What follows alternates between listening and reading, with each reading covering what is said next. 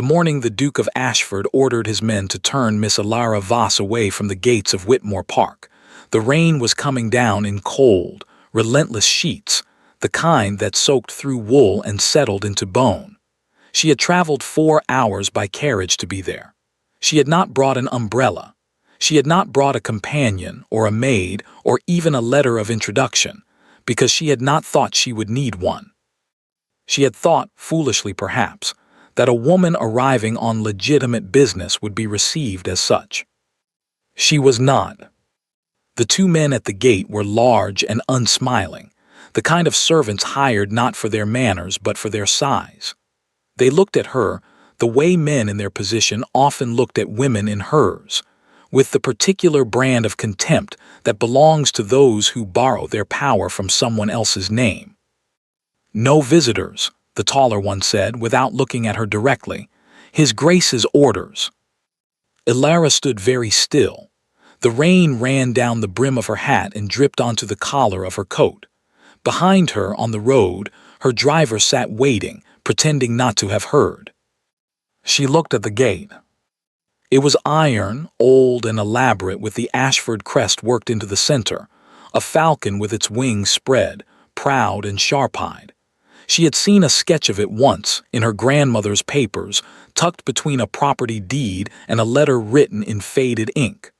Her grandmother had described those gates in that letter, had described commissioning them, in fact, had written, in her careful, unhurried hand, about watching the ironworker set them into the stone pillars on a cold October morning in 1809. "They are finer than I imagined," her grandmother had written. "I hope whoever stands before them one day understands what they are really looking at." Alara understood. She did not say so. She did not say anything at all.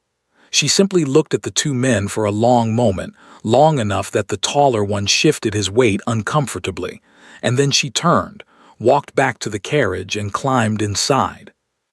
Her driver glanced at her in the mirror. "Back to the inn, miss." "Yes," she said. She was already drawing a small piece of paper from her bag. "And stop at the post office on the way." She wrote the note in 4 sentences. She did not waste words. She had learned, a long time ago, that the people who spoke the most in a room were rarely the ones holding the most cards. She folded the note, sealed it, and addressed it to Mr. Harold Finch, solicitor, Lincoln's Inn, London. Then she looked out the window at the gates of Whitmore Park as the carriage pulled away, at the iron falcon with its proud spread wings, and she allowed herself one small, private thought. We are just getting started. The village of Ashworth Cross had not had much to talk about since the old Duke died. That had been 14 months ago, a quiet death, as deaths went, the kind that came at the end of a long illness and surprised no one, least of all the man himself. What had surprised people, and given them considerably more to discuss over garden fences and in the back pews of Sunday services, was the state of things afterward. The estate was in trouble. Everyone knew it, though no one said it plainly in mixed company. They said things like, "The new Duke has his work cut out for him," and "Whitmore Park needs attention," and "it's a great responsibility for a young man." What they meant was that the Ashford family had been spending money it didn't have for the better part of 2 decades, and the new Duke had inherited not just a title and a house, but a very long list of debts with very impatient men attached to them. The new Duke, Edmund Ashford, 31 years old, recently returned from 3 years in Europe that had done nothing to improve either his finances or his temperament, had arrived at Whitmore Park in September and immediately set about making it clear that he intended to manage the situation his own way. His way, as far as the household staff could tell, involved a great deal of closed-door meetings, a great deal of correspondence, and a near-total ban on unannounced visitors. "No one gets through those gates without my prior approval," he had told Mr. Gaines, his head steward on his first morning in residence. "I don't care who they are or what they claim their business is. No exceptions." Mr. Gaines, who had worked for the Ashford family for 23 years and had seen 3 dukes come and go, had simply nodded and relayed the order to the gate staff. He had not asked what to do if the visitor in question turned out to have a legitimate claim on the property itself. It had not seemed like the kind of thing he needed to ask about. That particular oversight would, in the weeks to come, cost everyone involved a considerable amount of sleep. The woman who had arrived at the gates that morning was not what anyone in Ashworth Cross would have described as remarkable. She was perhaps 28, slender, with dark eyes, and the kind of composed, unremarkable face that people tended to forget until they found themselves thinking about it unexpectedly at odd hours. She dressed well but not extravagantly. She did not wear her money loudly, which was, as it happened, one of the reasons people consistently underestimated how much of it she had. Her name was Ilara Voss. She had grown up 60 miles north of Ashworth Cross, in a house that was considerably smaller than it had once been, raised by a grandmother who had taught her 3 things above all others: patience, precision, and the importance of documentation. Anyone can make a claim, her grandmother, Helena Voss, had told her once, when Ilara was 12 years old and sitting at the old woman's feet while she sorted through a wooden box of papers. The difference between a claim and a fact is proof. Never confuse the two. Ilara had not confused them, not once in all the years since. Helena Voss had died when Ilara was 19, leaving her a modest amount of money, the smaller house, a wooden box full of papers, and a secret that Helena had carried for 40 years, which she had decided in the end was better passed to someone younger, someone with more time to use it properly. There will come a moment, Helena had written in the letter left with the box, when it will matter. You will know when. Don't move before then. Patience is not weakness. It is the longest game there is and the one most worth winning. Ilara had waited 9 years. She had not been idle during those 9 years. She had managed the household finances with a precision that would have startled most men who assumed she couldn't. She had read every document in that wooden box so many times she could have recited them from memory. She had built a quiet, careful correspondence with Mr. Harold Finch, her grandmother's solicitor, who was 70 years old and deeply principled, and had handled the Voss family's legal affairs for longer than Ilara had been alive. And she had watched from a distance as Whitmore Park changed hands. When the old Duke died, she had known it was time. She had not expected, precisely, to be turned away at the gate. She had considered the possibility, had understood in the abstract, that the new Duke was unlikely to be expecting her, but she had assumed that the combination of her name and a stated intention to discuss a legal matter would at minimum result in being shown to a sitting room to wait. She had been wrong about that. It was, she acknowledged privately, a useful reminder that people rarely behaved as logically as one hoped. It did not change anything.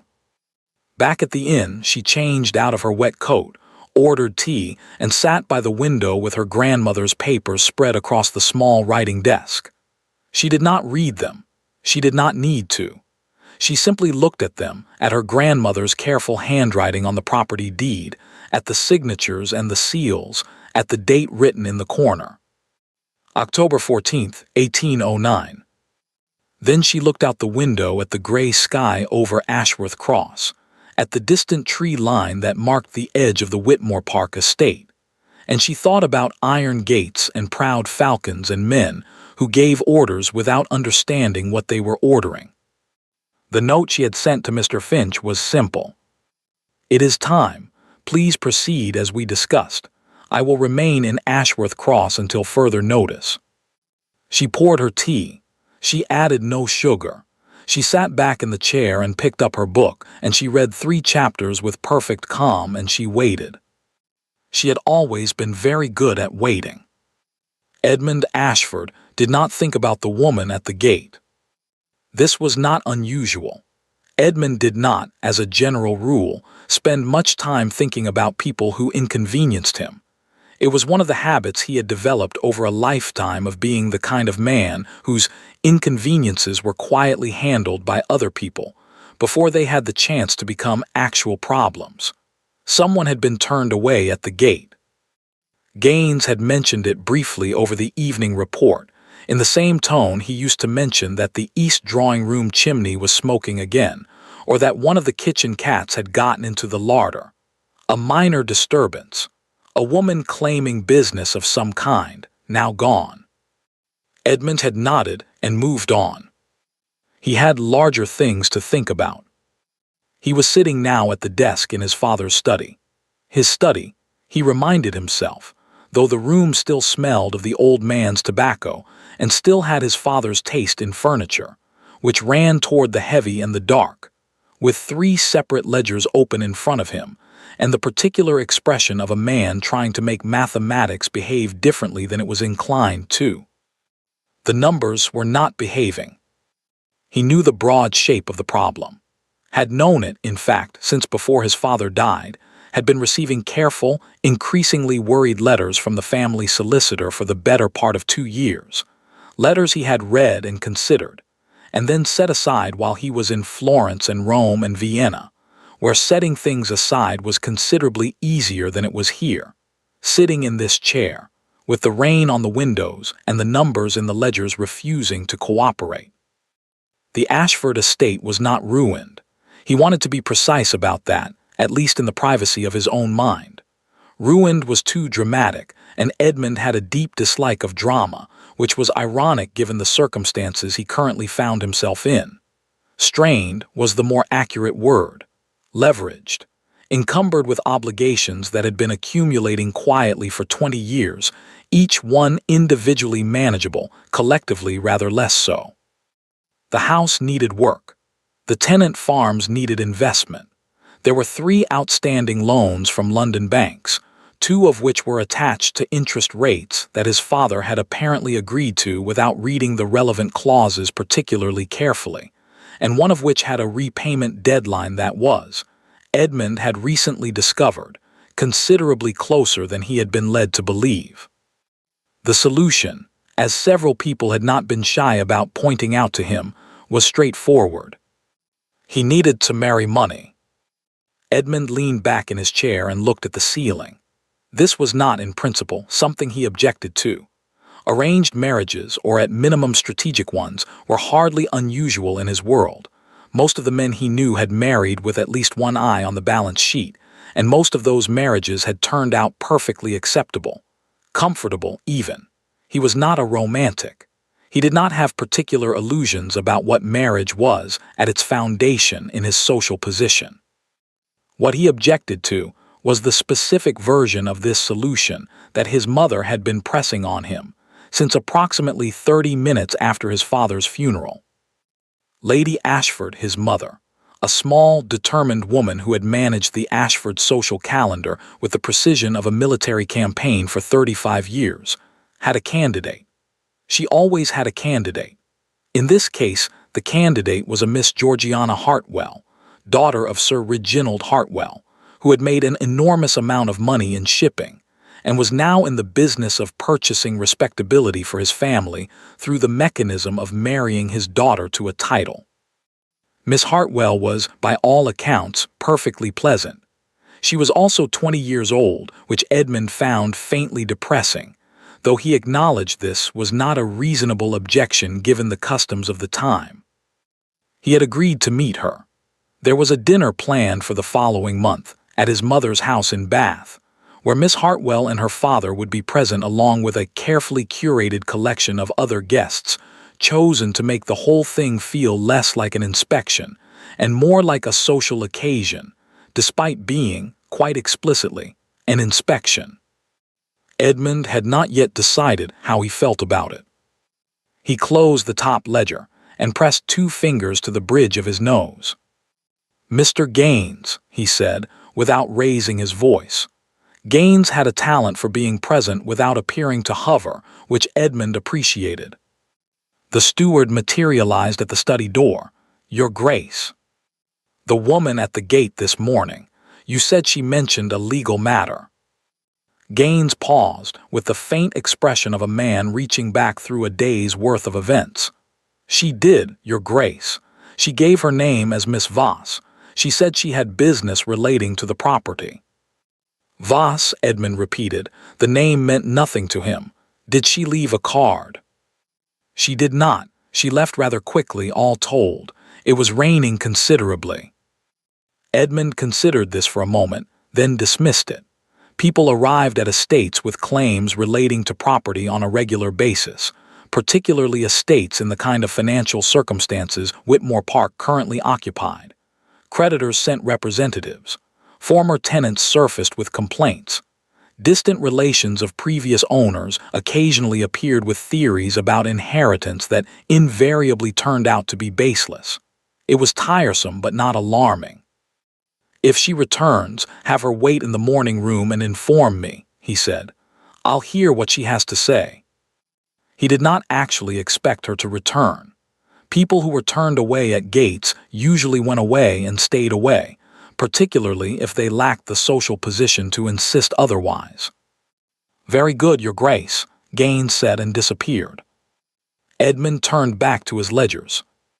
He was still at his desk 3 hours later when the Evening Post arrived, a small stack of correspondence sorted by Gaines in order of apparent urgency, with the household bills at the bottom and the London correspondence at the top.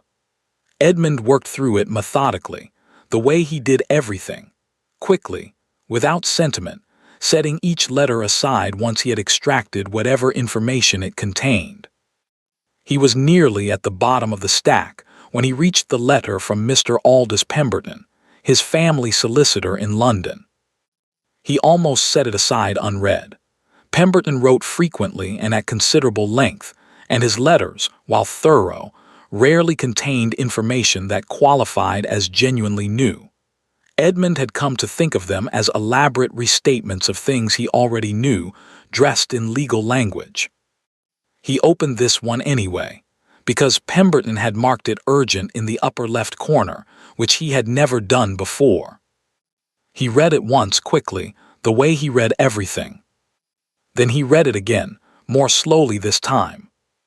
Then he set it down on the desk and sat very still for a long moment, looking at nothing in particular, while something cold and unfamiliar settled in the region of his chest. The letter was not long, for Pemberton. It came to the point with an efficiency that was entirely unlike the solicitor's usual style, which suggested to Edmund that Pemberton had understood the information was serious enough that brevity was warranted. The relevant section was a single paragraph.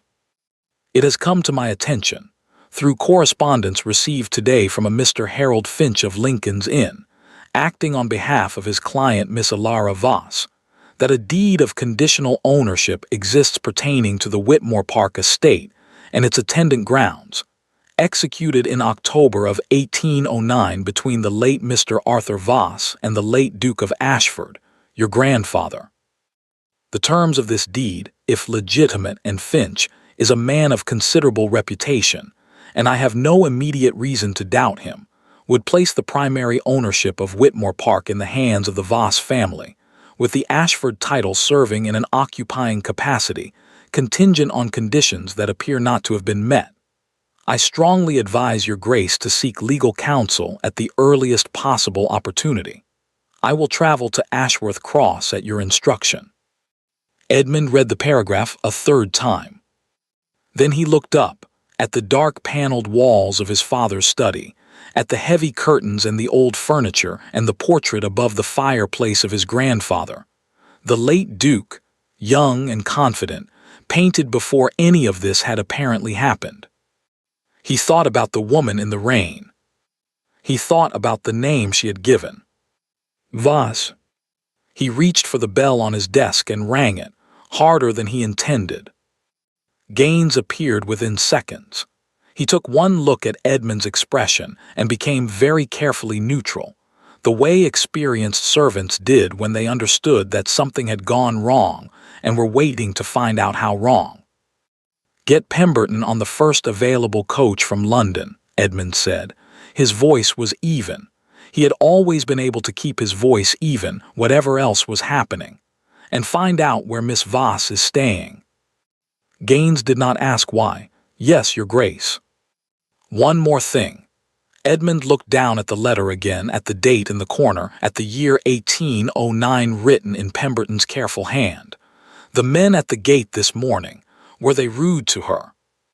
A pause. I couldn't say with certainty, Your Grace. Which meant yes. Edmund set the letter down. I see, he said, and said nothing else.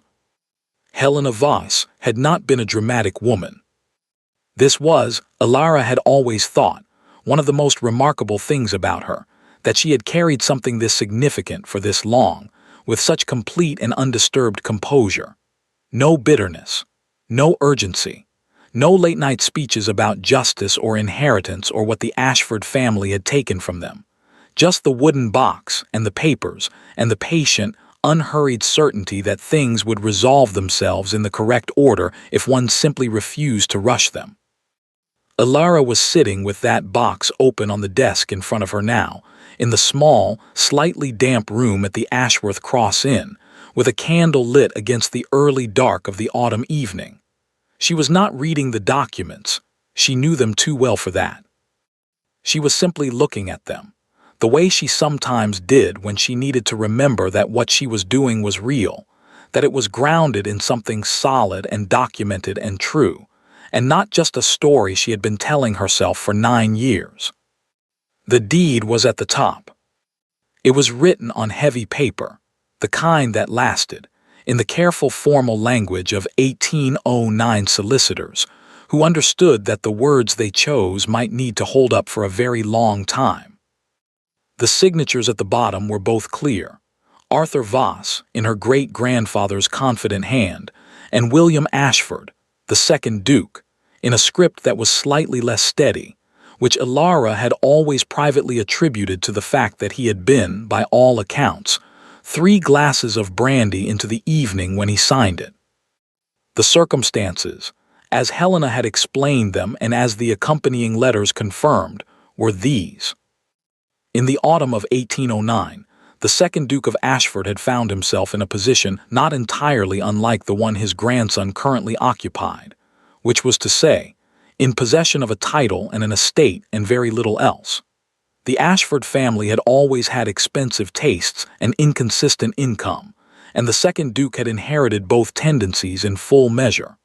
By October of that year, the debts against Whitmore Park were significant enough that the estate itself was at risk. Arthur Voss had been, at that time, one of the wealthiest men in the northern counties.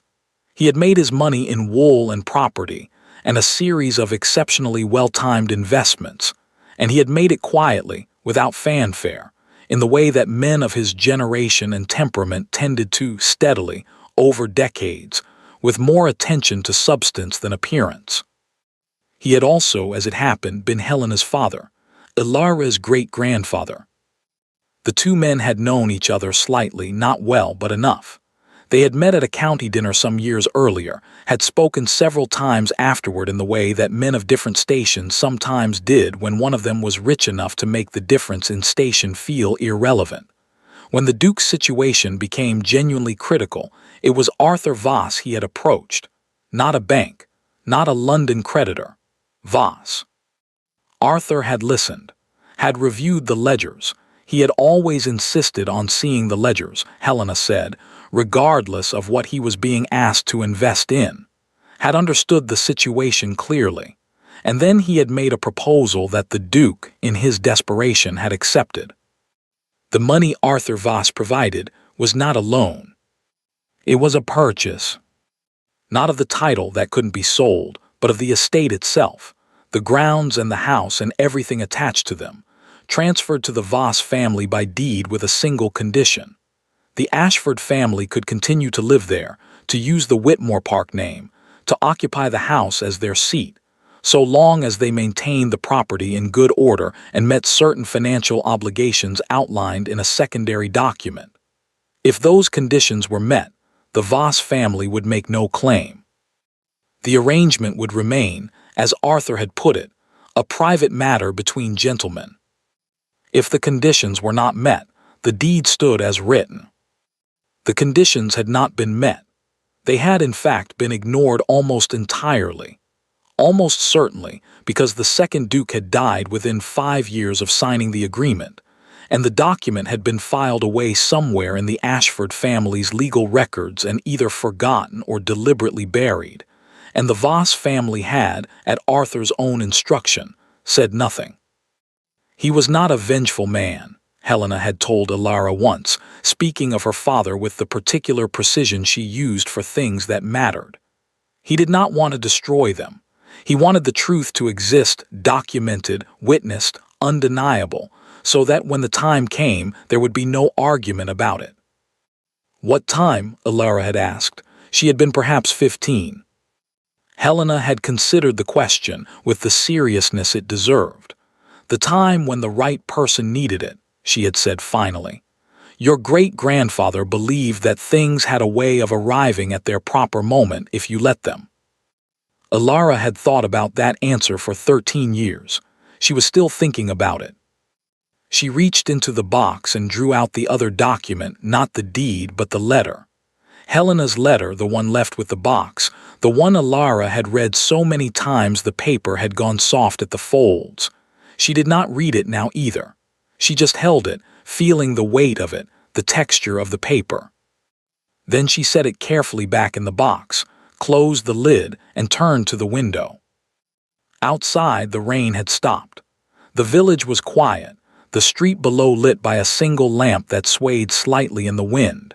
In the distance, through the trees, she could just make out the shape of Whitmore Park's roofline against the dark sky, the chimneys, the upper windows, the silhouette of the old house standing as it had stood for 150 years.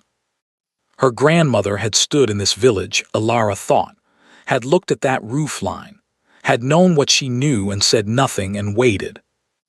Alara understood patience. She had been taught it by the best possible teacher. But she was also, she acknowledged privately, very tired of waiting. There was a knock at the door. She turned, yes.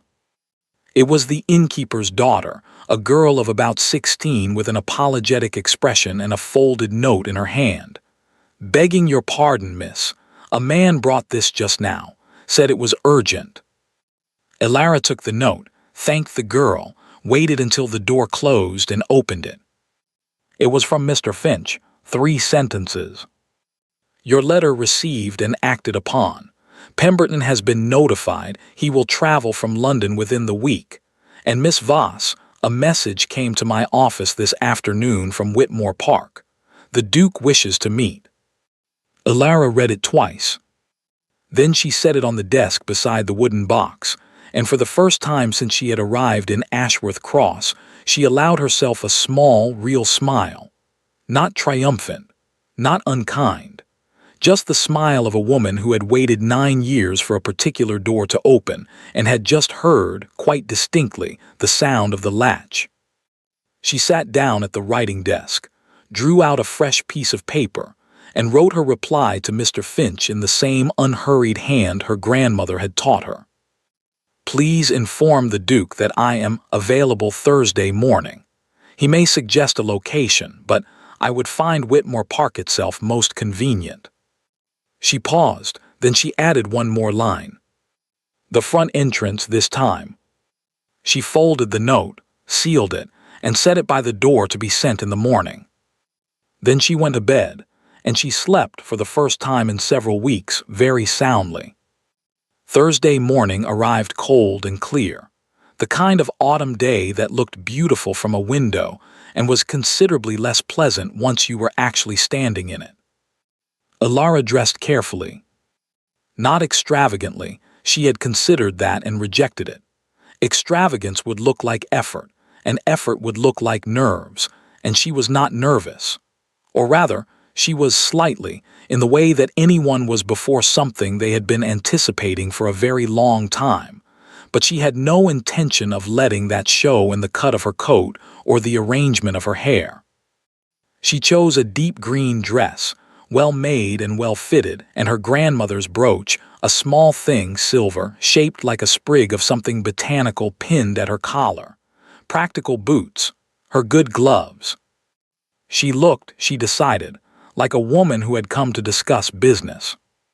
Which was precisely what she was. The carriage arrived at Whitmore Park at 10 o'clock exactly. The gates were open. This was, she noted, a considerable improvement over her last visit. The drive up to the house was longer than she had expected, a quarter-mile at least, through parkland that was beautiful in the way that old, slightly neglected things often were, the trees enormous and overgrown, the lawns in need of attention but still carrying the bones of something that had once been genuinely grand.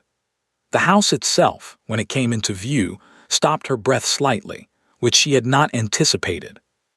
She had seen drawings of it, descriptions. She had formed a picture in her mind over 9 years of thinking about this place, and the picture had been detailed enough that she had assumed the reality would simply confirm it. The reality was larger, older, more beautiful and more melancholy at the same time, in the particular way of houses that have been many things to many people over a very long time. The stone was pale gray, darkened by weather at the corners, with tall windows that caught the morning light and a facade that was formal without being cold, or would have been if someone had been taking proper care of it. She could see, even from the carriage, that they hadn't been. The steps needed repointing. 2 of the upper windows had frames that wanted painting. The flower beds along the front were overgrown and going to seed.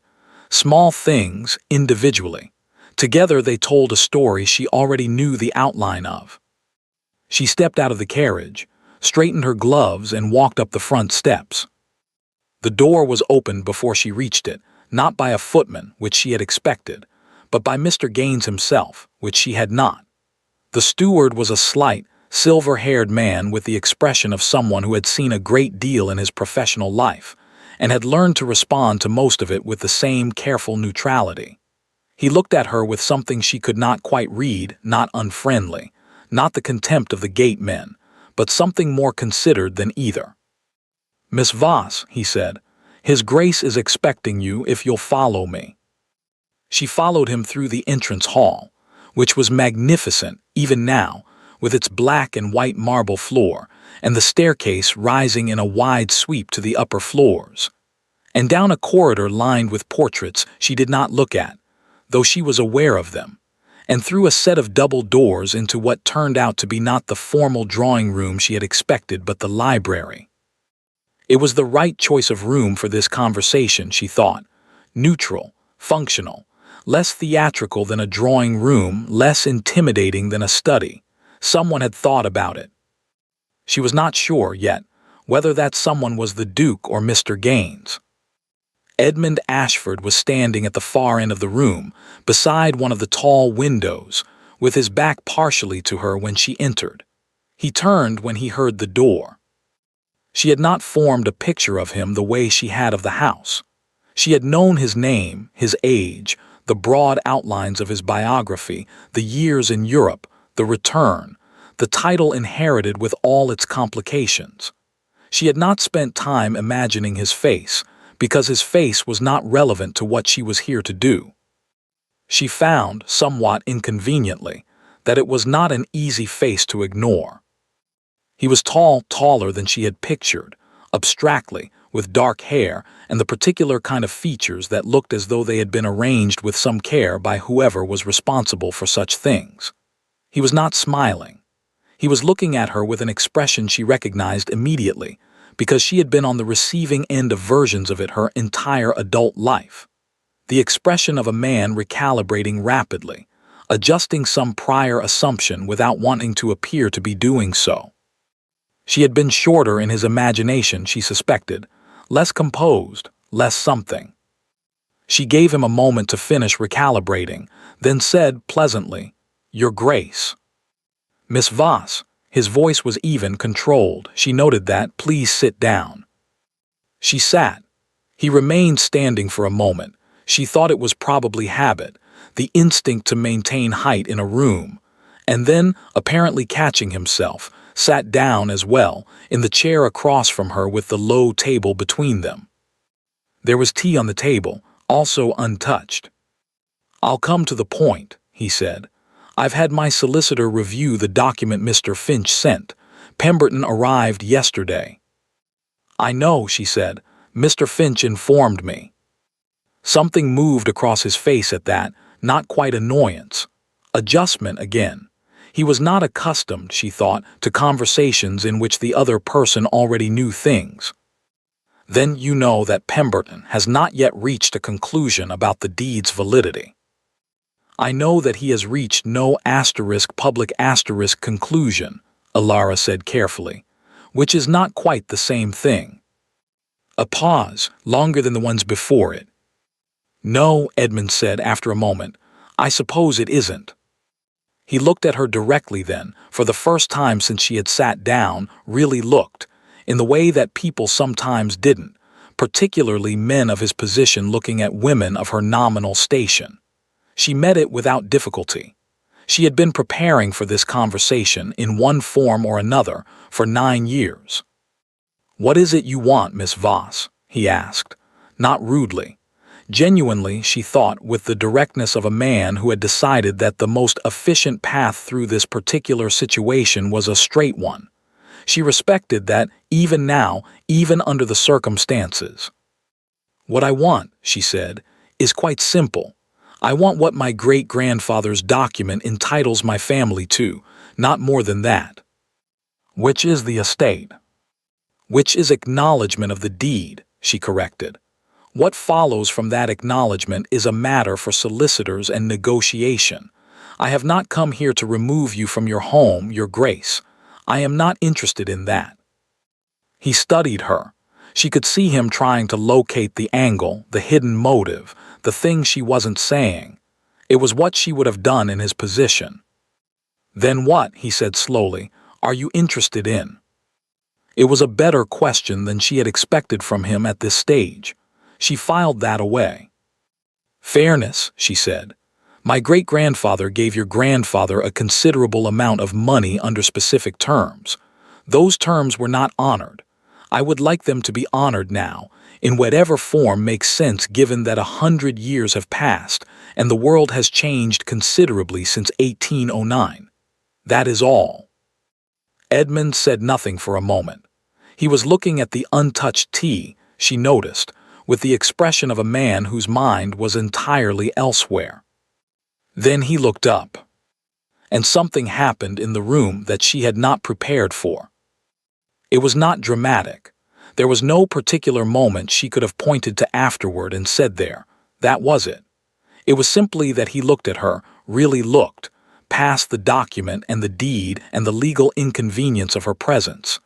And she had the sudden, uncomfortable sensation of being seen by someone who was rather more perceptive than she had been accounting for. "You've been waiting a long time to do this," he said. It was not a question. She held his gaze. "Yes." "Since your grandmother." She did not ask how he knew about Helena. Pemberton would have investigated. "Since before that, in a sense. Since my great-grandfather made the decision not to act immediately. It was always meant to be eventual." "Eventual," he repeated. Something in his voice shifted slightly. "That's a patient word." "My family has always been patient." He was quiet again. Outside, through the tall windows, the parkland stretched away in the pale morning light, the overgrown lawns, the enormous trees. His estate, her family's estate.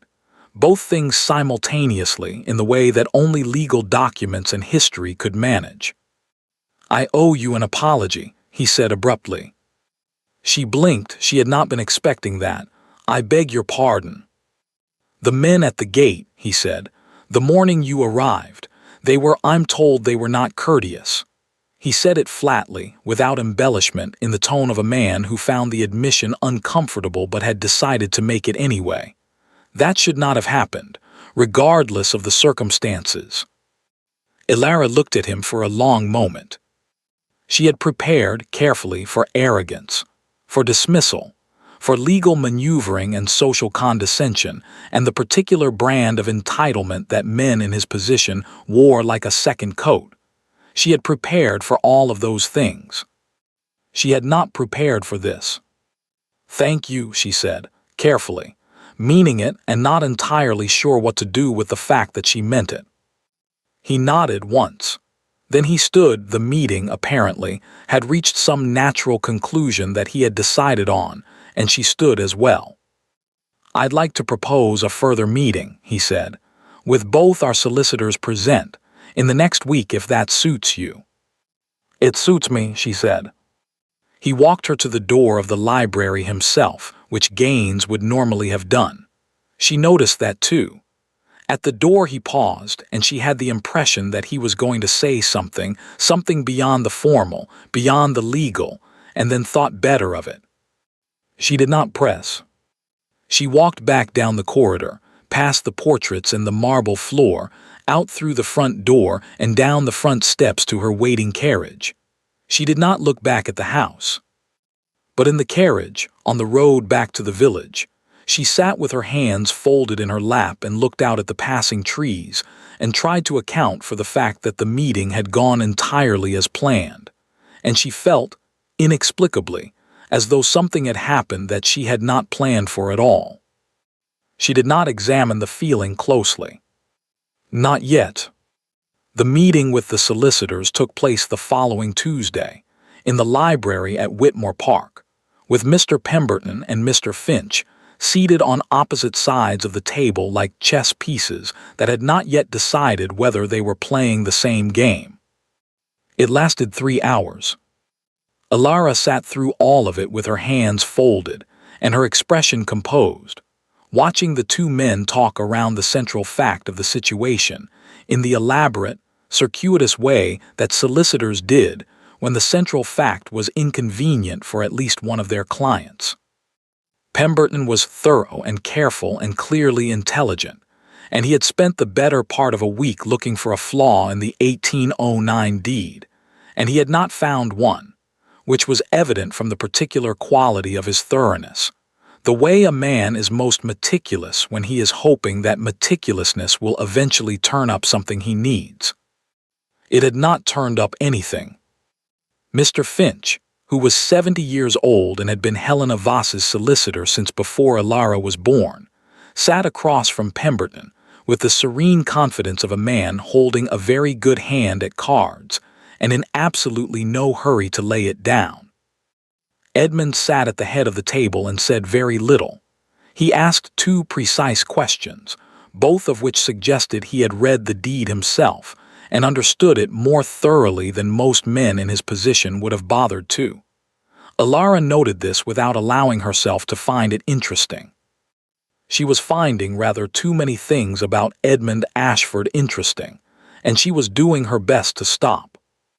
By the time the meeting concluded, with no resolution, as these meetings rarely resolved anything on the first attempt, but with a clear picture of where things stood legally, the afternoon light had gone flat and gray, and Gaines had appeared with a quiet offer of refreshment that everyone accepted with the relief of people who had been sitting in a room of concentrated tension for too long. Finch and Pemberton retreated to a corner of the library to continue their conversation in lower voices. Alara stood at one of the tall windows with a cup of tea she wasn't particularly drinking, looking out at the parkland. The lawns were darker now in the fading light, the trees at the far edge of the grounds merging into shadow. She heard Edmund approach. She did not turn. "You knew Pemberton wouldn't find anything," he said. "Not an accusation, an observation." "I knew the document was sound," she said. "Your grandfather's solicitor in 1809 was extremely thorough. My great-grandfather made certain of it." "Voss didn't trust my grandfather." "He trusted him precisely as much as the situation warranted," Alara said. "Which is to say he trusted the document more than the man. That is generally wise." A pause. Edmund came to stand beside her at the window, not close enough to be improper, close enough that she was aware of him in the particular way she had been trying not to be aware of him since Tuesday morning. "What happens now?" he asked. "Practically speaking."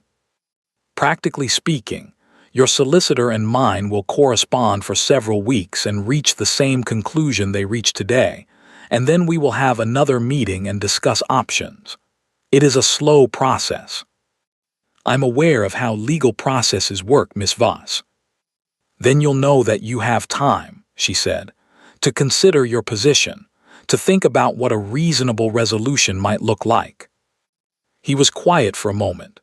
Outside, a crow landed on the near lawn and then immediately left again, apparently finding the grass unsatisfactory.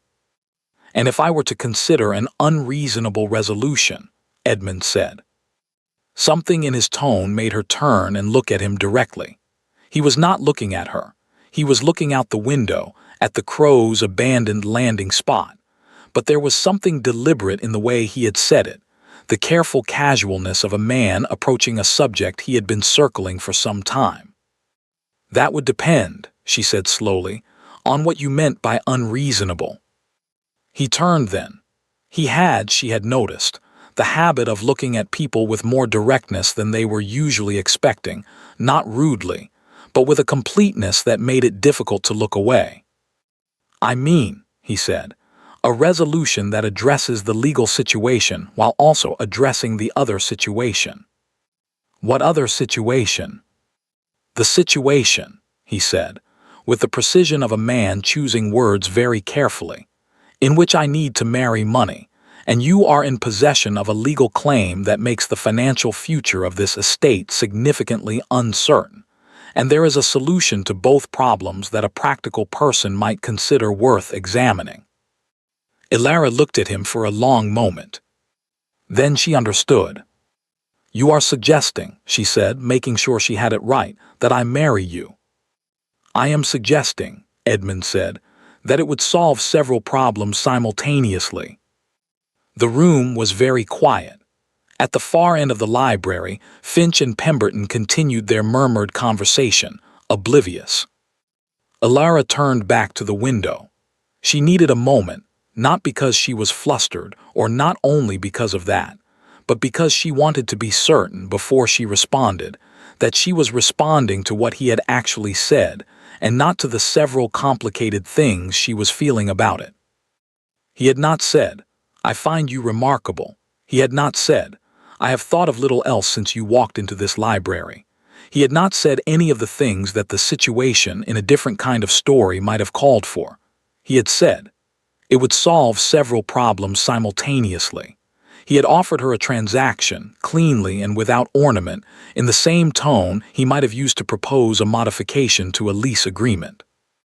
It was, she thought, either the least romantic proposal in the history of the English aristocracy, or it was the most honest one. Neither of those things made it acceptable. "No," she said. The word landed in the quiet between them, with considerable weight. Edmund said nothing immediately. She could feel him recalibrating again, that same adjustment she had noticed at their first meeting, the rapid internal revision of an assumption. And she had the sense that no was not a word he encountered very often in this particular context. "No," he repeated, not quite a question. "No," she confirmed. "I appreciate the directness of the proposal, Your Grace. I am going to be equally direct in return.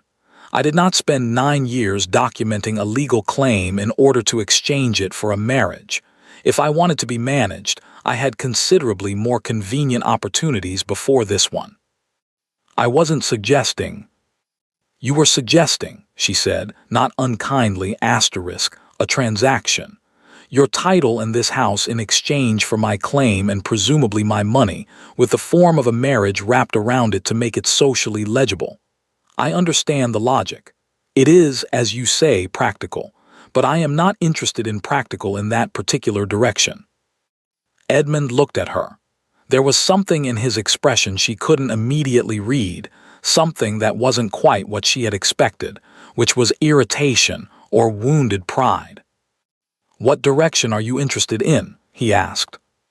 The question was quiet. Genuinely quiet, not strategic, she thought, not another approach to the same destination. Just a question. She opened her mouth to answer, and then didn't, because at that precise moment the door to the library opened and Gaines appeared with a fresh tray. And the moment, whatever it had been, dissolved into the ordinary business of the room. She was back at the inn by 5 o'clock. She sat at the writing desk without lighting the candle, in the gray early evening light, and she thought about the afternoon with the disciplined attention she tried to bring to all things that mattered. She thought about the proposal. She thought about the way she had said no, and the way he had received it, and the question he had asked afterward. She thought about the window and the crow, and the particular quality of the silence between them that she could not quite classify. She thought, against her better judgment, about his face when she had turned to look at him. She was still thinking when there was a knock at the door. The innkeeper's daughter again, with the same apologetic expression. "A gentleman downstairs, miss. Says he's been hoping to call on you, and he heard you were in Ashworth Cross." Elara frowned slightly. "What gentleman?" "A Mr. Cavendish, miss. Mr. Robert Cavendish. He says he's an old acquaintance." Elara was still for a moment. Then she rose from the desk and smoothed her dress and said, "Tell him I'll be down in 5 minutes," in a voice that gave nothing away. Robert Cavendish. She had not expected him here. She had not expected him to follow her, which was not the same thing as being surprised that he had. Robert had always been persistent, in the gentle, unhurrying way of a man who believed that patience and affection were, eventually, sufficient. He was waiting in the inn's small sitting room, standing by the fireplace, turning his hat in his hands with the air of a man who had rehearsed something, and was now deciding whether to say it. He was handsome in an uncomplicated way, fair-haired, open-faced, with the kind of steady warmth that Elara had always found easy to be near, even when she was not entirely sure what she felt about it. When she came in he smiled, and it was a good smile, the kind without agenda. "Elara," he said. "Robert," she said, "what are you doing in Ashworth Cross?" "I heard from Finch," he said. "Not the details, I know better than to ask Finch for details, just that you were here and that it was significant, whatever it is you've been waiting to do." He paused. "I wanted to be nearby, in case." "In case of what?" He looked at her steadily. "In case you needed someone on your side who wasn't being paid for it." Elara looked at him for a long moment. Robert Cavendish had known her for 6 years. He had known about the wooden box for 4 of them, not the contents, but the existence of it, the weight it carried. He had never pushed. He had never pressed. He had simply, over the course of those 6 years, made it consistently and undemandingly clear that he thought she was worth knowing, in the particular way of a man who has decided something and sees no reason to be dramatic about it. 2 months ago, before she had come to Ashworth Cross, he had said, quietly, without theater, that whenever she was ready to think about the future, he would like very much to be part of the conversation. She had not answered him then. She had not answered him now. But she sat down across from him by the fire, and she told him about the meeting, not all of it, but enough about the solicitors and the deed, and the afternoon at Whitmore Park, and he listened with the complete attention he always gave her, and did not ask about things she hadn't mentioned, and she was grateful for it. She was also sitting there in the firelight with Robert's quiet steadiness filling the room, acutely and inconveniently aware that she was thinking about someone else entirely. She did not examine that thought closely. Not yet. What she did not know, could not have known, was that across the village, in the study at Whitmore Park, Edmund Ashford was sitting at his father's desk in the dark, having forgotten to ring for the lamps, turning a very small and specific problem over in his mind. He had made a practical proposal. It had been refused. This was, he told himself, entirely understandable. It had not been a particularly graceful proposal, and he was self-aware enough to acknowledge that. And it changed nothing about the legal situation, which would proceed as legal situations did, and would resolve itself eventually in some negotiated form that Pemberton and Finch would spend several months arriving at. That was fine, that was manageable. What was not manageable, what he could not quite account for, sitting in the dark with the ledgers closed in front of him, was the answer to a question he had not actually asked. He had asked her what direction she was interested in. She had not answered. He found, to his considerable irritation, that he could not stop thinking about what the answer might have been. He rang for the lamps. He opened the ledgers. He stared at the numbers for 40 minutes without reading them. Then he did something he had not done in a very long time. He took out a fresh piece of paper, and he wrote not to Pemberton, not to his mother, not to anyone with a claim on his attention or a stake in his decisions. He wrote without purpose, without audience. The way he had sometimes done as a young man before life had become a series of things that needed managing. He wrote about the library and the window and the flat gray afternoon light. He wrote about a woman who had waited 9 years and arrived in the rain and said no to him with perfect composure, and then asked him nothing at all in return. He wrote 2 pages.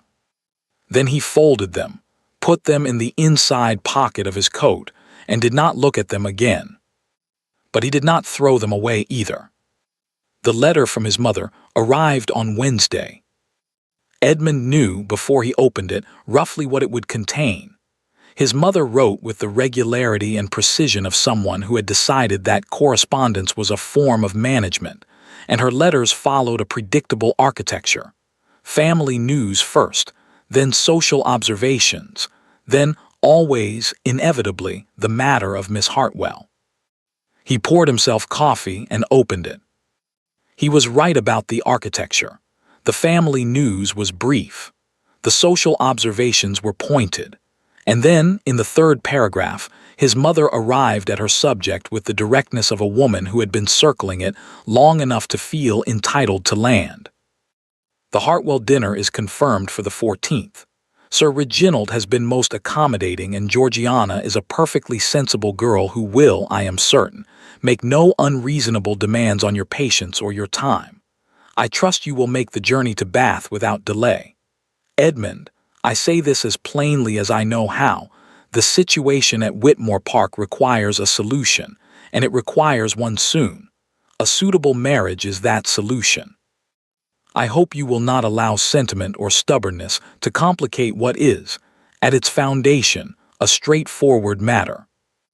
Edmund set the letter down. Sentiment his mother had written, or stubbornness, as though those were the only 2 obstacles between him and the sensible management of his own life. He thought about the word sentiment for a moment, turning it over the way he might turn over a stone to see what was underneath it. He was not, he told himself, a sentimental man. He never had been. Sentiment was what other people had, people who made decisions based on feeling rather than reason, who confused what they wanted with what made sense, who built their lives on foundations that looked appealing but didn't hold. He was not that kind of man.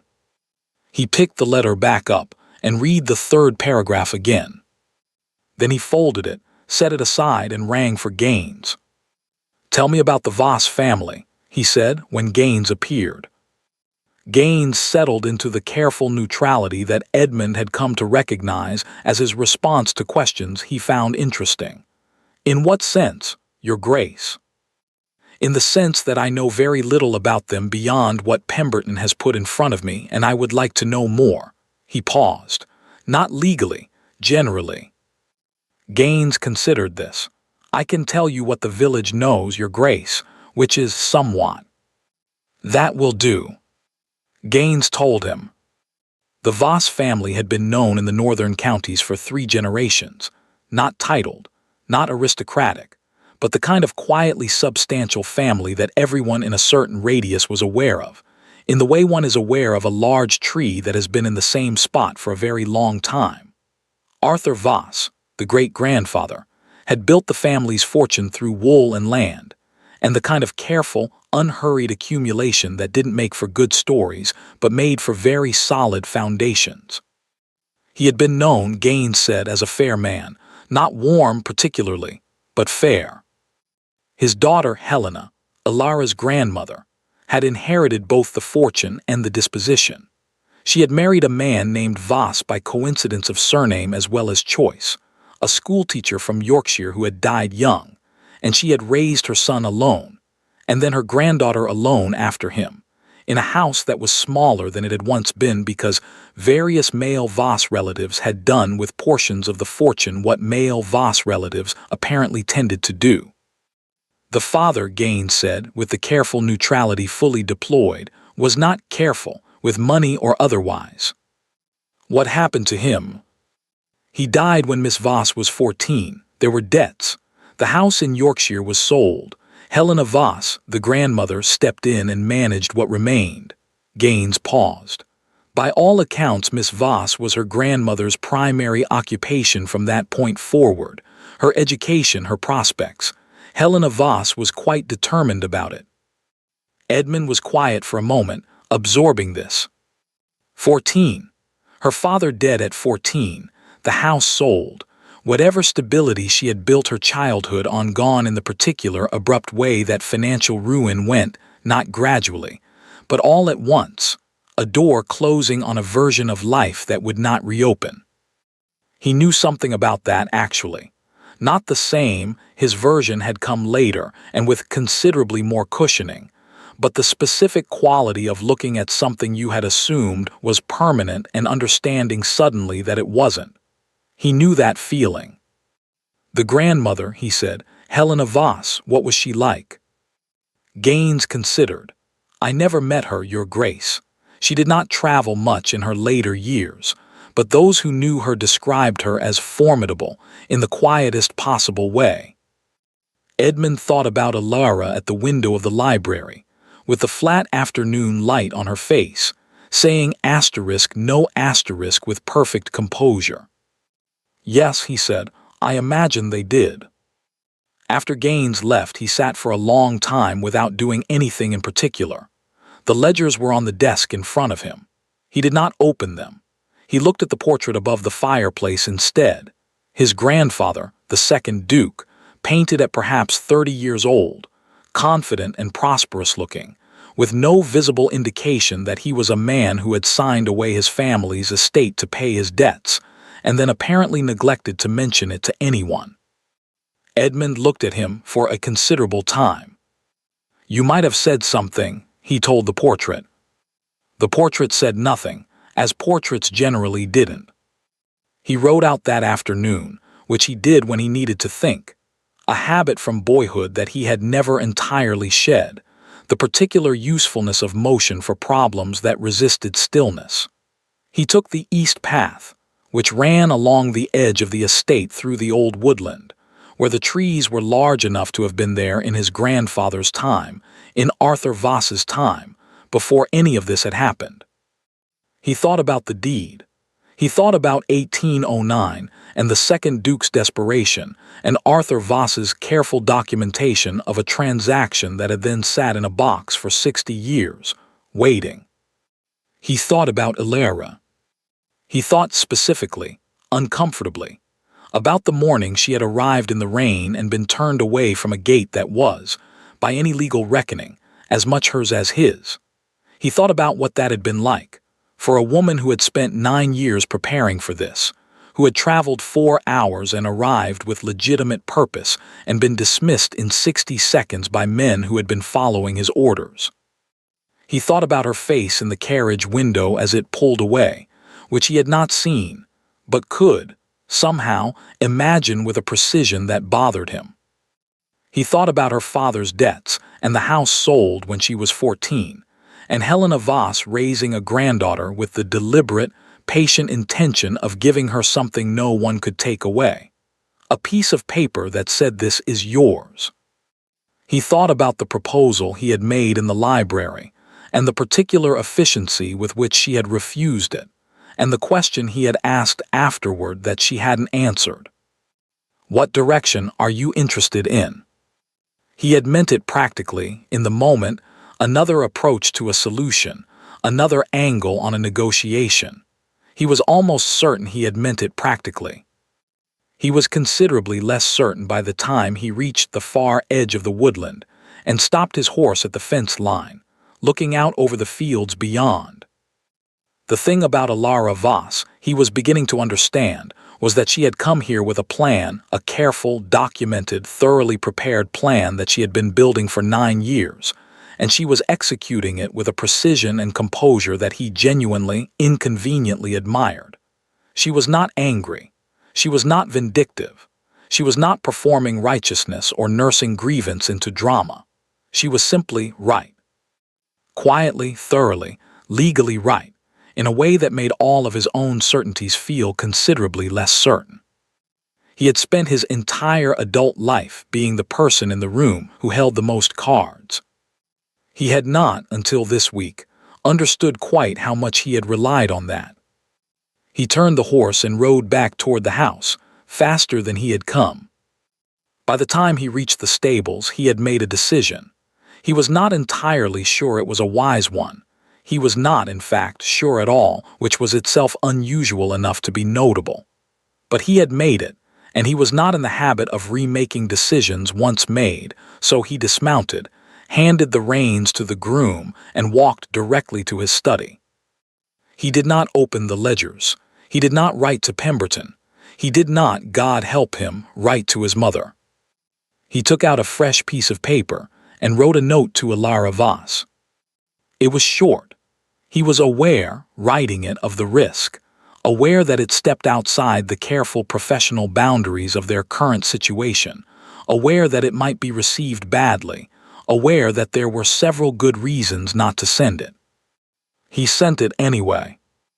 Alara received the note at 6:30, while she was sitting across from Robert Cavendish in the inn's small dining room, making her way through a meal that was better than she had expected, and a conversation that was comfortable in the uncomplicated way that conversations with Robert always were.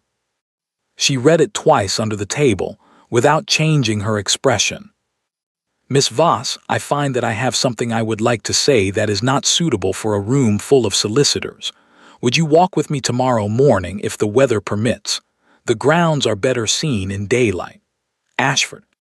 Robert, across the table, was telling her something about his sister's recent visit to Edinburgh. He was a good storyteller, warm and self-deprecating, with a natural feel for which details mattered. She had always appreciated that about him. She folded the note and put it in her pocket. "Are you all right?" Robert asked, interrupting himself mid-sentence with the attentiveness he had always had for her. "Perfectly," she said. "I'm sorry your sister. She went to Edinburgh in September." He looked at her for a moment in the way he sometimes did, not pressing, but present, fully aware that she had been somewhere else for a few seconds, and willing to simply wait until she came back. "October," he said, "and she hated the weather but loved everything else." "That sounds like Charlotte," Alara said and smiled, and returned her attention to the table. But her hand in her lap rested against the pocket where the note was folded, and she was aware of it for the rest of the evening. Its small weight, its half-dozen lines, the signature that said simply Ashford without the formal prefix, as though he had started to write something else and then thought better of it. She did not take it out again. She did not need to. She had already memorized it. She did not sleep well that night. This was unusual for her. She had always been a good sleeper, her grandmother's training extending even to rest, the ability to set a problem down at the end of a day and return to it in the morning. But she lay awake in the small room at the inn while the village settled into silence around her, and she thought about two men who were, in their entirely different ways, waiting for something from her. Robert, who had known her for 6 years, and asked for nothing she wasn't ready to give and offered everything she might reasonably want from a life built on solid, unambiguous ground. And Edmund Ashford, who had known her for 2 weeks, who had ordered her turned away from her own gate and then apologized for it, who had proposed to her with the romantic flair of a lease negotiation, and then sat in the dark writing things he had not shown anyone. She did not know about the pages in his coat pocket, could not have known, but she had felt something in that library, in that question he had asked, that she could not entirely dismiss. She was not naive. She knew what it meant to be a woman of property in her position, and she knew what it meant to catch the attention of a man in his. She had been alert from the beginning to the possibility that what she was feeling was simply the particular susceptibility of a situation that was dramatic by nature, that she was reading intention into behavior that was strategic, warmth into what was merely manner. She was alert to all of that. She was also, by 2 o'clock in the morning, honest enough with herself to acknowledge that being alert to a possibility was not the same as being certain it was true. She thought about his face when she had said no. She thought about the question afterward. She thought about what Gaines had almost certainly told him, about her father, the debts, the house sold at 14, and the particular vulnerability of being known, of having your history in someone else's hands. She turned onto her side and looked at the dark window. Tomorrow he wanted to walk with her. He had something to say that wasn't suitable for a room full of solicitors. She thought about Robert downstairs, sleeping soundly in the way of a man with a clear conscience and uncomplicated intentions. She thought about what her grandmother would have said. "Don't move before the moment is right," Helena had written. "Patience is not weakness." But Helena had also said something else, something she had said only once at the very end, when she was already very ill and the wooden box was already in Ilara's hands.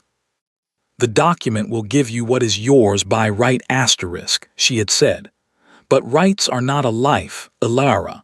Don't mistake the one for the other." Ilara closed her eyes. In the morning, she decided, she would walk with him. She would listen to whatever he had to say that wasn't suitable for solicitors. And then she would make up her own mind, in her own time, on her own terms. As she always had. As she always would. What she did not know, lying there in the dark with her grandmother's words settling around her like something solid, was that across the village, Edmund Ashford had also not slept. He had sat at his desk until past midnight, and then he had done something he had not done in this house since his father died. He had gone into the old drawing room, the formal one, closed since the autumn, smelling of dust and disuse, and he had opened the cabinet where his father had kept the family papers.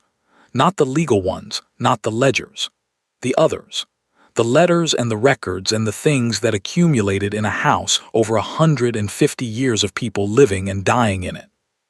He had been looking for something specific.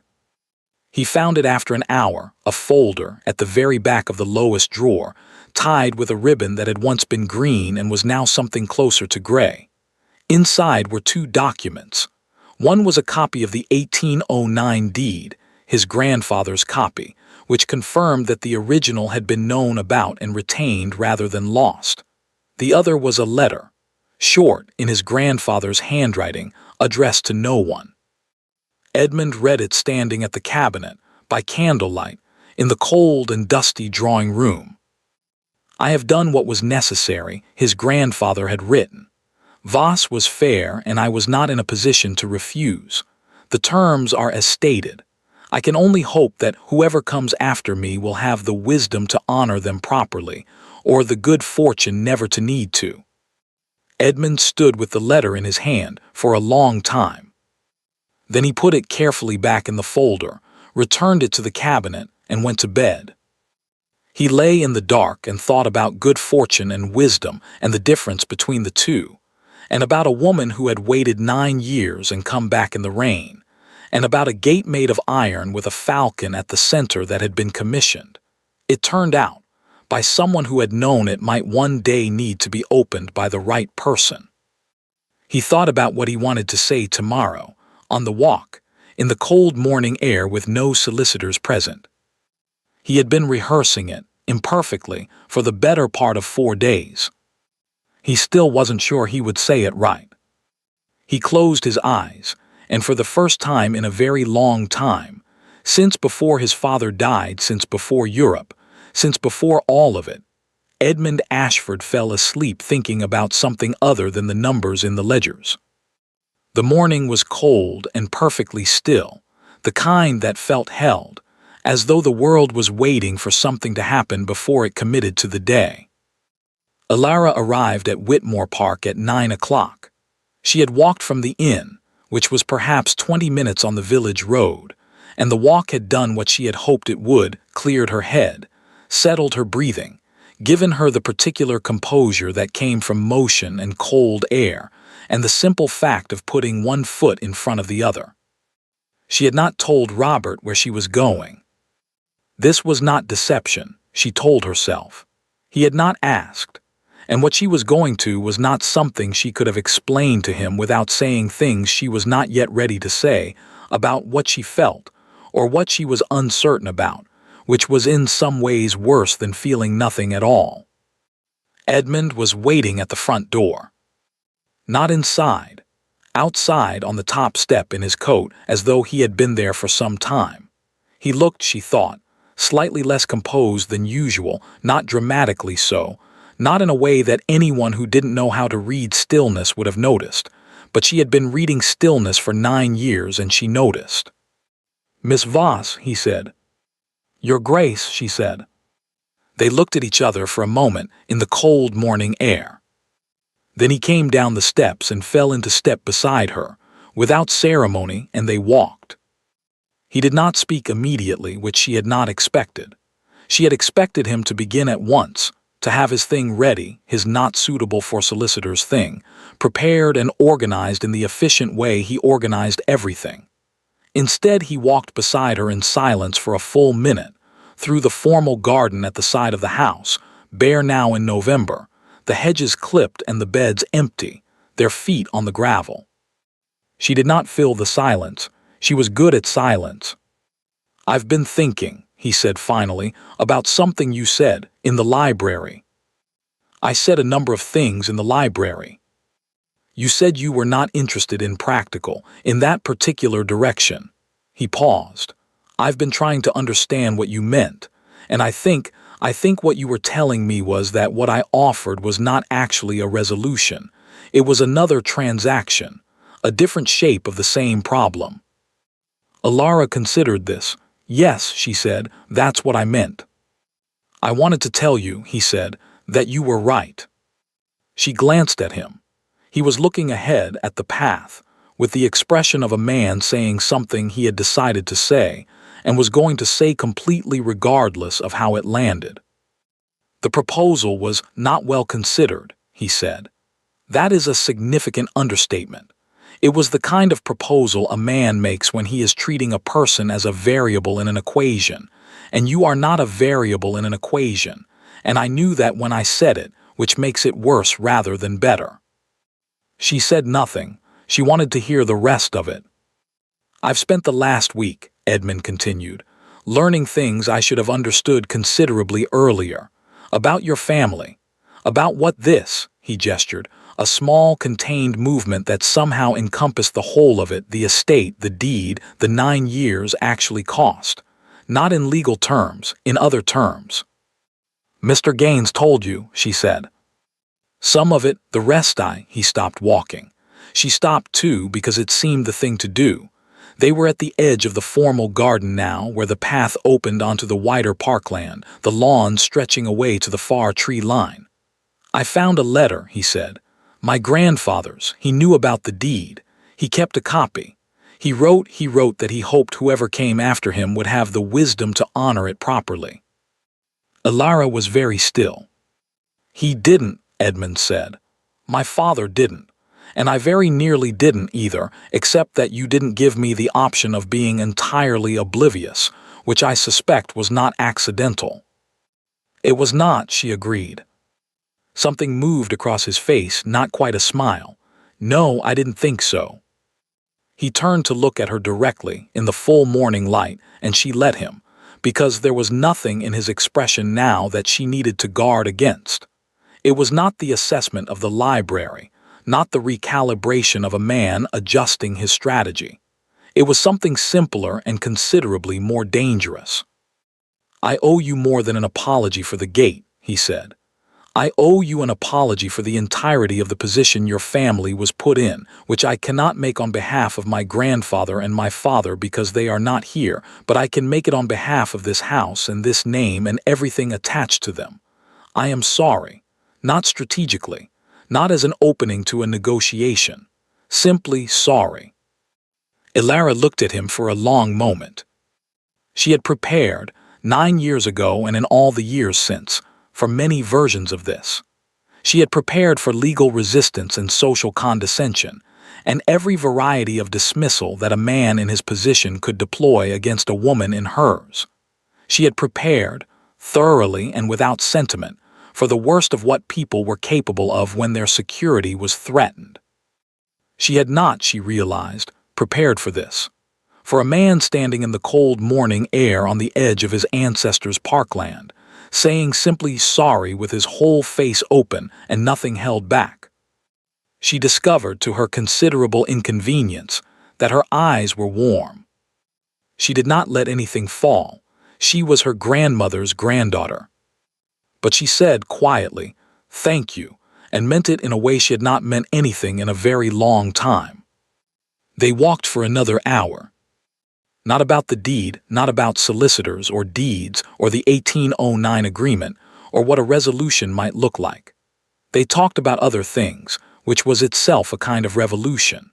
He asked about her grandmother, and she told him about the wooden box, and the patience, and the 3 things Helena had taught her above all others. He listened in the complete way she had noticed in the library, the way that meant he was actually thinking about what she said and not simply waiting for his turn.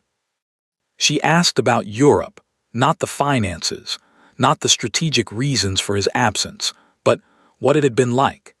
He told her about Florence, about a particular morning in a particular square when the light had been something he had no adequate language for, and about Vienna in winter, and about the specific loneliness of being somewhere beautiful with no one to say look at that too. She understood that feeling. She did not say so. But something in her face must have said it anyway because he looked at her with recognition, the specific look of a person who has said a true thing and found it received. They were on the far side of the parkland by then, the house small in the distance behind them and ahead of them. She saw it before she understood where they had walked to, the iron gate. Not the main gate on the road, a smaller one at the edge of the grounds where the park met the woodland path. Old iron with no crest, no falcon, just the plain practical gate of a working estate, hinged into stone pillars that she recognized from her grandmother's papers as the original pillars, the ones described in the letter. She stopped. Edmund stopped beside her. "I didn't plan this," he said. "The path just," he looked at the gate, then at her. "Is this?" "My grandmother described these pillars," Ilara said. Her voice was even. "In a letter, she watched them being set." Edmund said nothing. He looked at the pillars, old stone dark with weather and moss, and then at the gate between them and then at her. "Ilara," he said. It was the first time he had used her name. Not Miss Voss, not a formal address. Just her name in the cold morning air, quietly, the way you said someone's name when you meant something by it. She looked at him. "I would like to begin again," he said. "Not the legal situation that will resolve itself. Finch and Pemberton will manage it. That is what they are for. I mean this." He indicated the space between them with the same small contained gesture he had used before.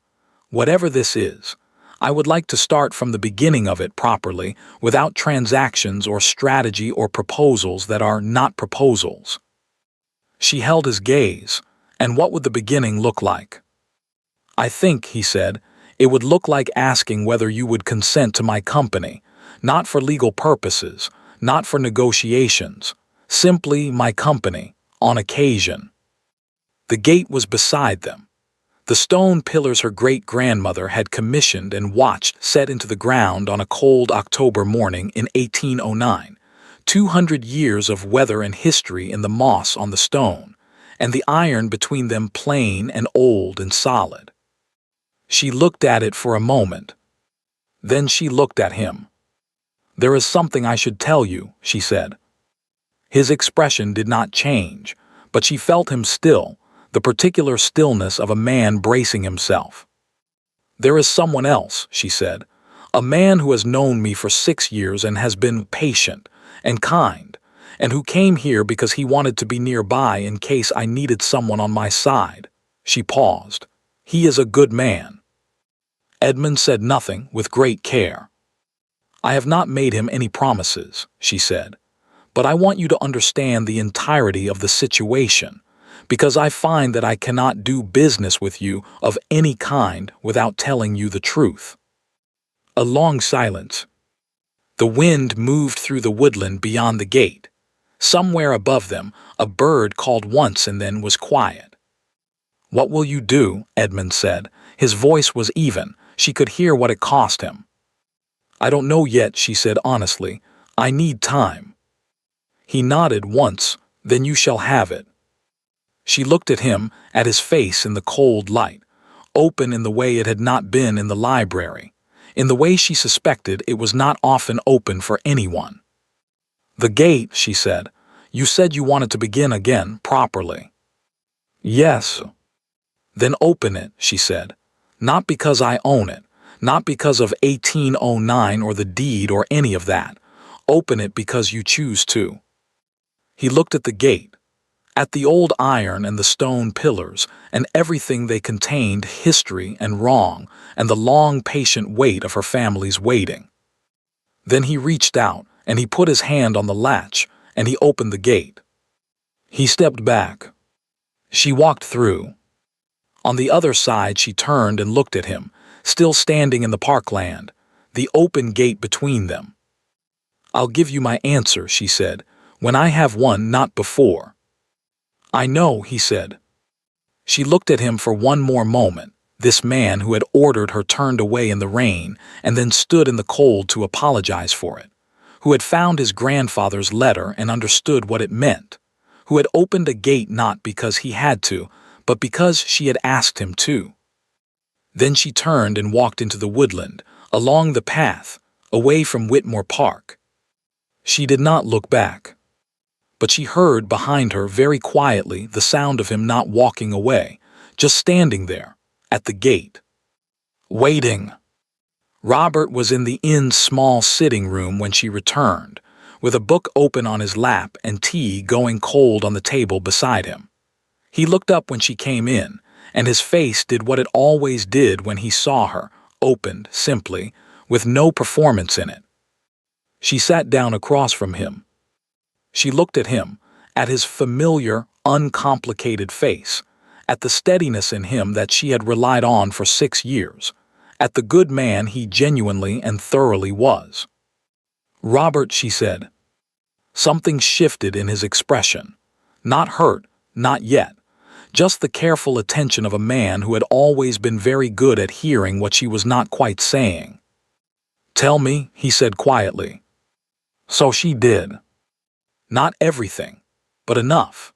She told him about the library and the question she hadn't answered, and the walk this morning, and the gate.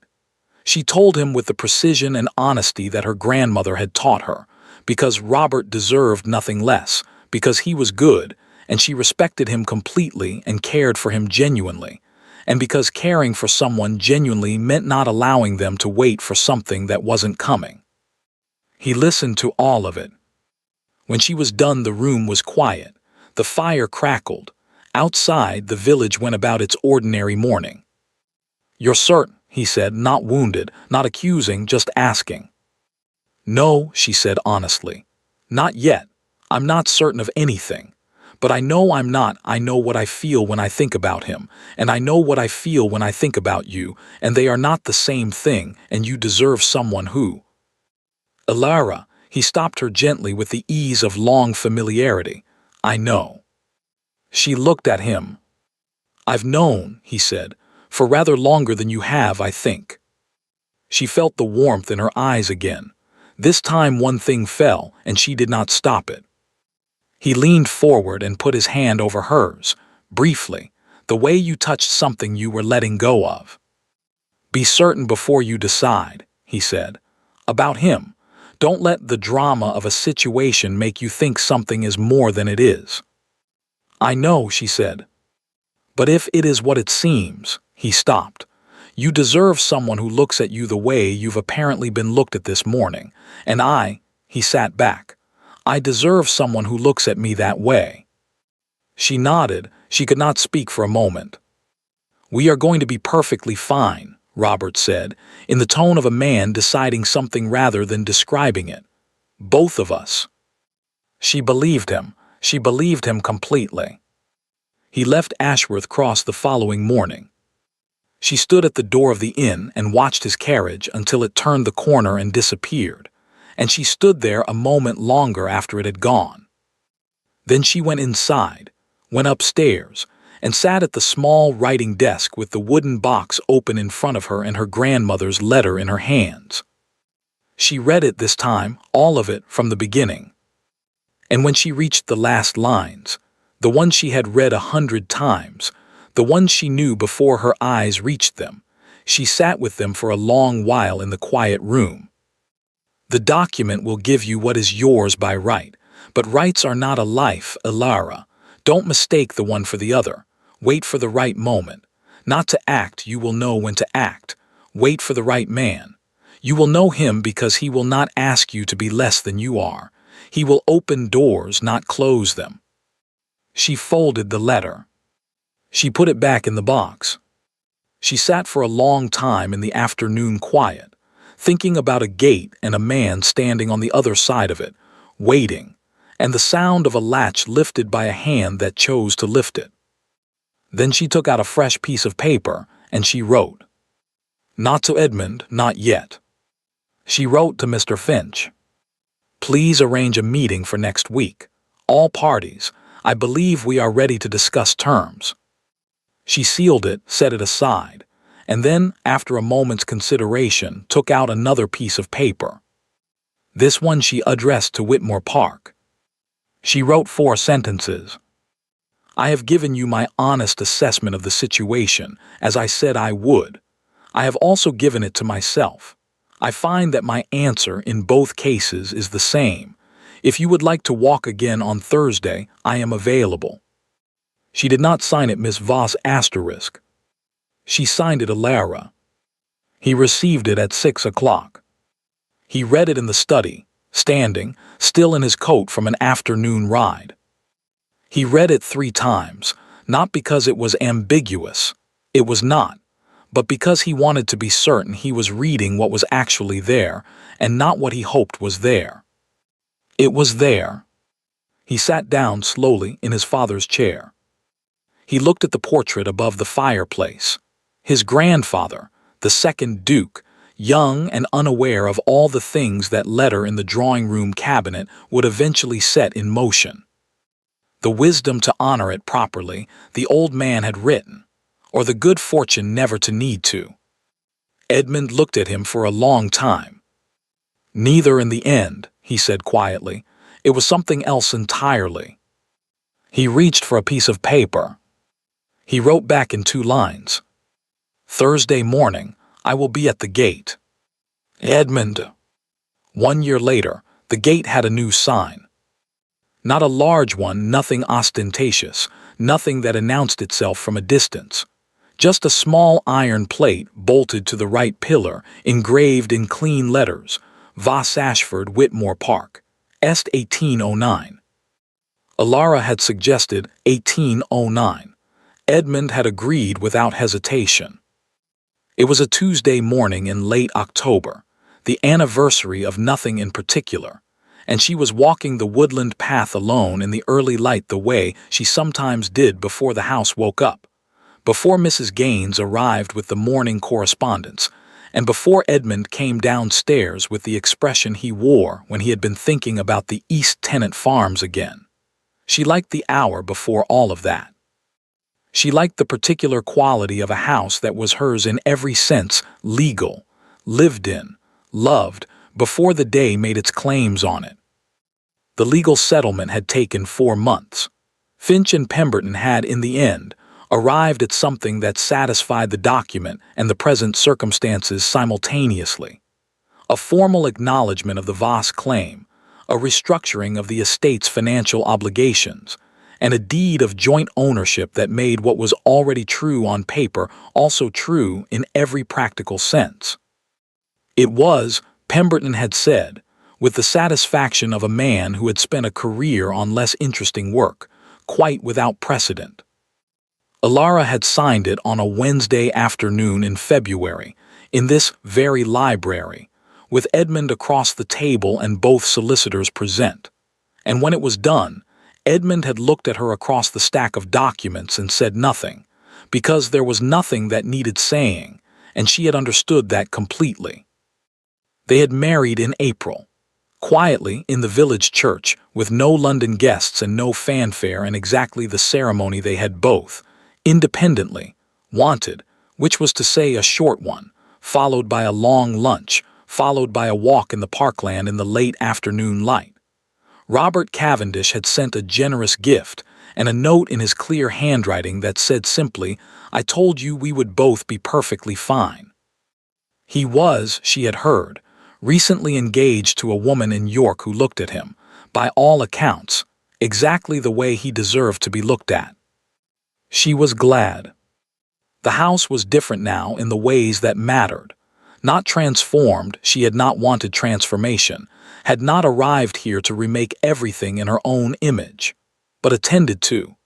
The east wing's roof, which had been quietly failing for 3 winters, was repaired. The tenant farms had been visited properly for the first time in a decade.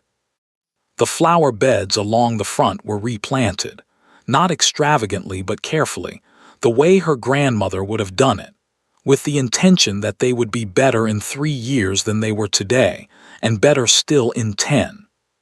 Small things, the right things. She reached the gate and stopped. She put her hand on the iron, cold in the morning air, and stood for a moment in the quiet. The woodland beyond was bare now, the trees stripped down to their essential shapes, beautiful in the particular way of things that had nothing left to hide. She heard footsteps on the gravel behind her. She did not turn immediately. She knew the sound of him by now, the particular rhythm of his walk, unhurried but deliberate, the sound of a man who had somewhere to be and was not anxious about reaching it. He came to stand beside her, close enough that their arms touched. He looked at the gate, at the sign on the pillar, at the woodland beyond. "You're up early," he said. "I always am." "I know." A pause. "Gaines found something in the cabinet in the drawing room. He thought you should see it." She turned to look at him. He was holding a letter, old paper, folded, the handwriting on the outside faded to near illegibility. Not his grandfather's hand, older than that. She took it carefully, opened it. The ink was brown with age, and the script was the formal, careful hand of someone writing in the early years of the century, before shortcuts had become acceptable. She read it slowly, in the morning light. It was from Arthur Voss, her great-grandfather, written by the date in the corner in November of 1809, 1 month after the deed was signed. Addressed, as far as she could tell, to no one, or perhaps to everyone. The kind of letter a man wrote for the record, for the future, for whoever might eventually need to read it. It was short. "I have done what seemed right, not without difficulty, and not without awareness that I may never see the outcome of it. That is the nature of these things. We plant what we plant and we trust the ground. I have one hope only, that whoever stands at the end of this, whatever form the end takes, will find it was worth the waiting. I believe it will be. I have always believed that things come right in time for people who do not abandon the right thing simply because the right time has not yet arrived. The gates are fine, finer than I imagined. I hope they last." Alara read it twice. Then she stood for a long moment with the letter in her hands and the cold morning air around her and the gate beside her, and she let herself feel the full weight of it. The 117 years between that letter and this morning, the wooden box and the patient women who had carried it forward, the rain and the gate and everything that had happened since. Edmund said nothing. He was watching her with the complete attention she had come to rely on, the kind that asked nothing and offered everything. She folded the letter carefully. She held it for a moment.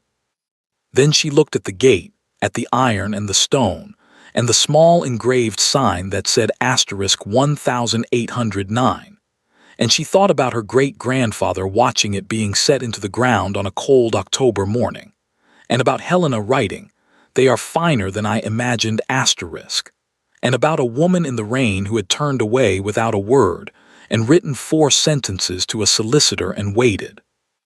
They lasted *, she thought. She tucked the letter into her coat pocket next to her heart, where she intended to keep it. Then she reached out and took Edmund's hand, and he closed his fingers around hers, and they stood together at the gate in the quiet morning while the light came up slowly over Whitmore Park, and the day began. Thank you for listening to the story all the way to the end. Please tell us which city you're watching from and what the story made you feel. Don't forget to subscribe so you won't miss new stories.